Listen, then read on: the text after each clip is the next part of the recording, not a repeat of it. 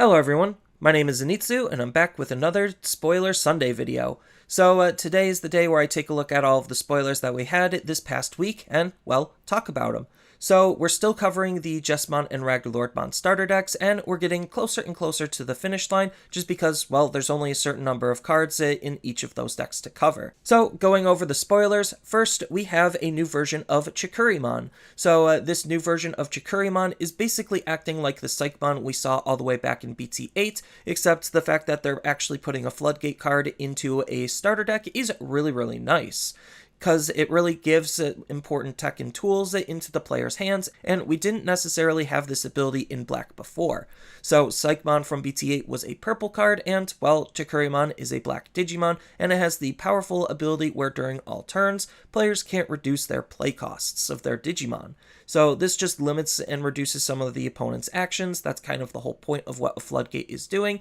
is just acting as that stopgap, and they have to deal with this card before they can make some of their plays. So the perfect example of a card that this kind of stops is going to be Starmon, where she would reduce her play cost for each of the cards in the grave, and, well, having this card on the field means that they won't be able to play that type of a card very effectively. So it's just a really decent card at trying to limit some of the opponent's actions depending on the given matchups and the given meta.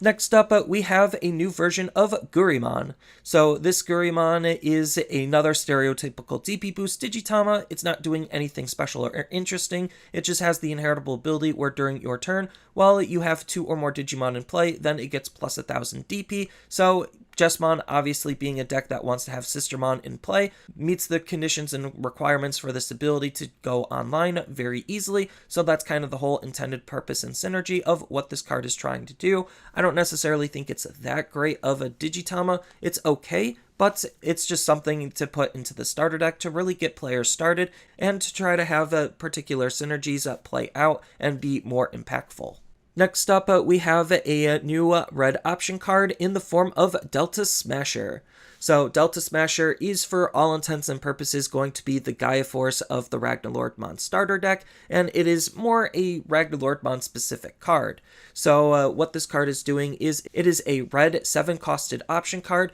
that has the ability to be able to ignore its color requirements as long as you have a Digimon with legend arms and its traits on the field. So it's just kind of following a lot of those lines where it's just really telling you that it's supposed to be played with the legend arms Digimon. And then on top of that, it has the nice main ability where you get to delete one of the opponent's Digimon with the highest DP. So again, there's just that removal type of ability that's just trying to get rid of the biggest body, acting as, again, the Gaia Force for the deck, with the security ability of activating its main, making it just a pretty good removal card to think about utilizing, not only just for Legend Arms, but for 3 Musketeers as well, because 3 Musketeers really likes playing around with option cards that cost 7, and we do have Magna Kidmon to think about utilizing this card with, just because, well, Magna Kidmon's a red Digimon, this is a red option card, so you could possibly run this type of a card with 3 Musketeers. Not saying that's going to be any good, it's just something that you could think about, looking past the card's native synergies and looking at some of the other synergies that you could use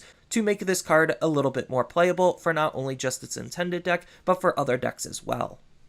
Next up, we have a new version of Genkuman. So this version of Genkuman is a pretty decent card to obviously synergize with Jesmon as a whole. The cool thing about this card is he could digivolve off of a red or black level 5, giving him some really solid usability on the types of other tools that you could be running in the level 5 slot to be able to make Genkuman relatively playable. And this card is actually being a pretty good card to synergize with the Jesmon deck, just because he has a really nice when digivolving ability, where you could play a Digimon with Huckmon or Sistermon in its name from your trash for free. So it seems like Jesmon already has a little bit of grave-based synergies, and this is kind of just playing into those grave-based synergies, allowing you to actually utilize their on-play abilities as well to do various different things, because a lot of the Huckmons and a lot of the Sistermons have really solid on-play abilities to try to take advantage of. On top of the fact that he's going to also be a Royal Knight, so he's just naturally going to fit inside of the deck just because Sistermons also play around with Royal Knights.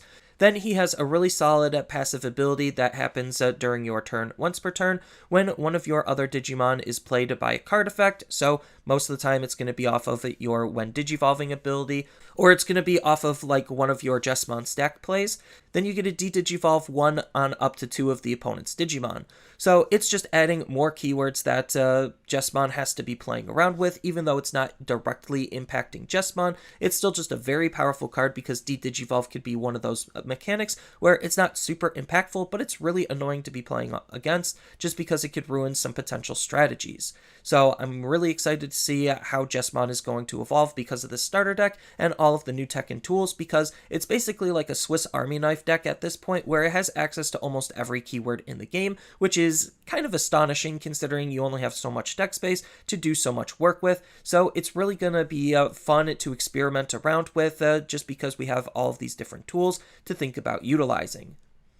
And speaking of our sistermons and even more keywords that Jesmon has to be playing around with, next we have a new version of sistermon Blanc. So this sistermon Blanc has a good on-play ability where we get to discard 1 card from our hand to draw 2 cards. So she's just helping us draw some extra cards and fill up our trash because Jesmon does have a little bit of grave-based synergies and can interact with the trash in various different ways, as we just saw with Genkuman. So we know that the old Jesmon, when he swings, he could bring back a sistermon from the trash. We could use this in combination with the awakened Blanc to be able to use this as a source for the awakened Blanc. So there's just a lot of reasons why you want to fill up your trash, not necessarily as a focus, but a sub-focus, and drawing 2 cards is really good because it helps with the overall consistency of the deck, which Jesmon kind of was lacking before. He had some consistency, but it was more of awkward consistency, and drawing 2 cards is just a really good way at seeing lots of cards to see your parts and pieces. Then, on top of that, it has this nice all turns ability. While you have a Digimon with Huckmon in its name or Royal Knights in its traits on the field,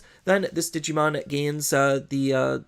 decoy red and black ability. So the unfortunate thing is, unlike the other sistermon Blanc, it's not giving that ability to everyone. It is just native to this sistermon, but having some extra protection in the deck isn't necessarily a bad thing, considering you already want to run your sistermons already, and this is just another easy way to have another keyword to be playing around with to try to solve or fix your matchups depending on the meta that you're expecting to see. Next up, we have OS Generics. So OS Generics is a 1-costed red option card that is acting as just your stereotypical boosts option. So its main intended goal is to try to help boost the DP of your Digimon to make them stronger to do whatever they need to do. So its main ability increases one of your Digimon's DP by 2,000 for the turn. Then, if you have a Digimon with Huckmon in its name or Royal Knights in its traits in play, then you get to gain 1 memory, and one of your Digimon gains the piercing ability. So this is kind of just shoring up what the new Jesmon was lacking, which was that piercing ability to try to help control the field and deal damage all at the same time, on top of the fact that if you're using this in this style of deck, then it's essentially a free option card because it only costs 1, and you're going to be gaining that 1 memory back. Granted, if they have a memory blocking Digimon on the field, you won't gain that 1 memory back, but that's neither here nor there. And Jesmon has easy ways of trying to deal with those types of Digimon. But regardless, this is just a very powerful boost option card to be playing around with in this style of deck, just because it actually has the ability to make itself free.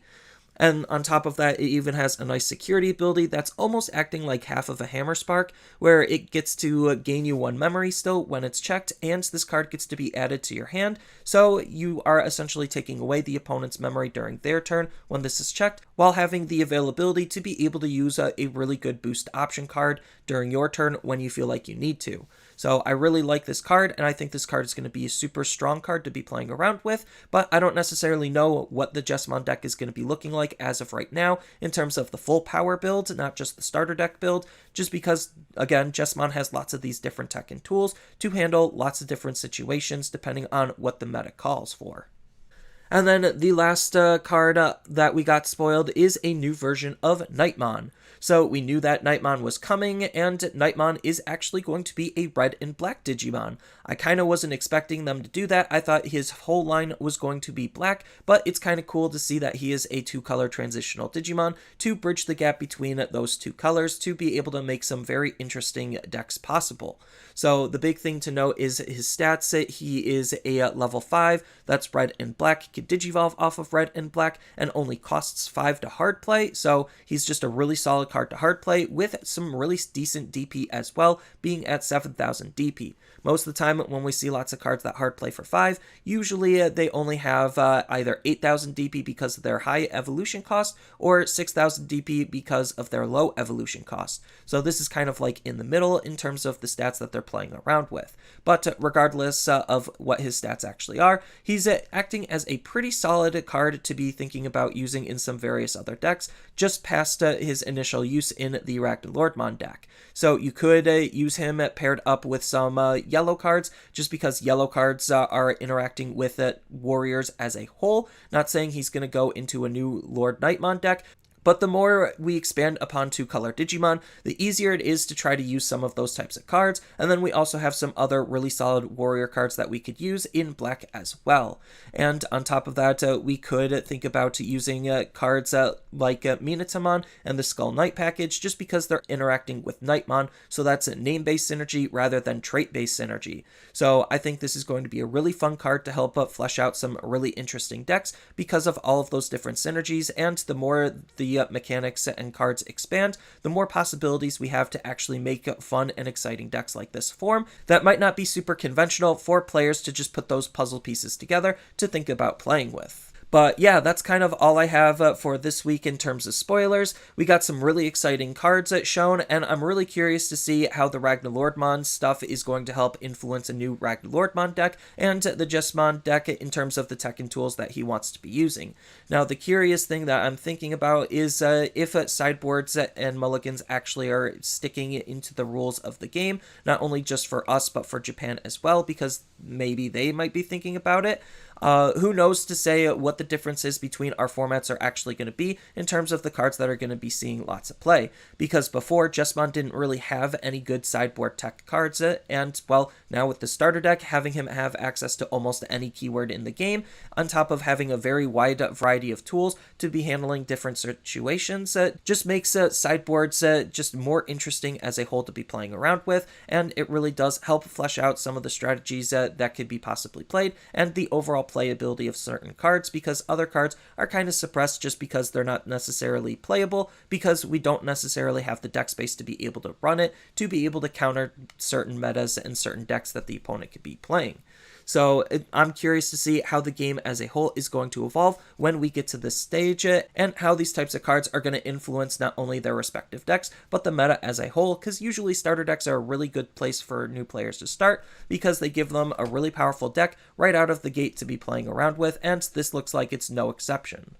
So that's all I really have for this video. As always, feel free to tell me your thoughts down in the comments below, and down in the description below are a couple of different ways you could support me and the channel. So I do have a TCG Player affiliate link, so when you use that link to buy cards off of TCG Player, then some of that money will go to supporting me and the channel. I also do make and sell playmats over on Overcard Gamers on Facebook, so when you buy a playmat with my design, then some of that money will also go to help supporting me and the channel. And on top of all of that, I do have a Twitch account over on twitch.tv/Zenitsu, so giving me a follow and a subscription also helps support me there, and I do play Digimon on top of various other games on that platform as well. So thank you everyone for watching, and as always, don't forget to like, share, and subscribe for more content, and I'll see you in the next video.